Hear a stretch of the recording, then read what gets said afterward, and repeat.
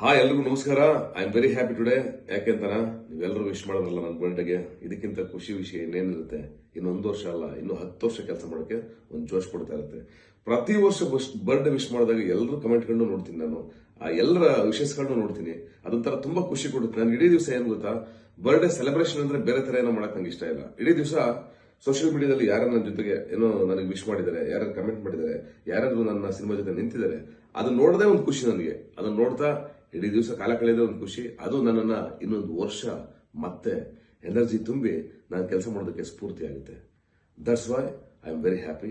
And specially ನನ್ನ ಫ್ಯಾಮಿಲಿಯವ್ರಿಗೆ ಮತ್ತೆ ಮೀಡಿಯಾದವ್ರಿಗೆ and ನನ್ನ ಗೆಳೆಯರಿಗೆ ಮತ್ತೆ ನನಗೆ ವಿಶ್ ಮಾಡಿದಂತ ಇಂಡಸ್ಟ್ರಿಯ ಎಲ್ಲ ಕಲೀಗ್ಸ್ಗೆ, ಹಾಗೆ ಯಾವಾಗಲೂ ಜೊತೆ ನಿಂತ್ಕೊಳ್ಳುವಂತ, ನಮ್ಮ ಕಷ್ಟ ಸುಖ ಏನೇ ಬರಲಿ ನಾವು ಇರ್ತೀವಣ್ಣ ಅಂತ ಜೊತೆಗೇ ನಿಂತ್ಕೊಳ್ಳುವಂತ ನನ್ನ ಪ್ರೀತಿಯ ಅಭಿಮಾನಿಗಳಿಗೆ ನಾನು ಸ್ಪೆಷಲಿ ಥ್ಯಾಂಕ್ಸ್ ಹೇಳ್ತಾ ಇದ್ದೀನಿ. I am very happy.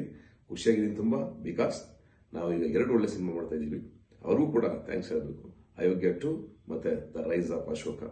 ಇಡೀ ತಂಡದ ನಿರ್ಮಾಪಕರುಗಳಿಗೆ ಮತ್ತೆ ಟೆಕ್ನಿಷಿಯನ್ಸ್ಗೆ ಎಲ್ರಿಗೂ ಥ್ಯಾಂಕ್ಸ್ ಹೇಳ್ತಾ ಆದಷ್ಟು ಬೇಗ ಬರ್ತಾ ಇದ್ದೀನಿ ಥಿಯೇಟರ್ ಅಲ್ಲಿ ದ ರೈಸ್ ಆಫ್ ಅಶೋಕ ಮುಖಾಂತರ ಒಂದು ದೊಡ್ಡ ಸಿನಿಮಾ, ದೊಡ್ಡ ಪರದೆಯ ಮೇಲೆ ಬೇಗ.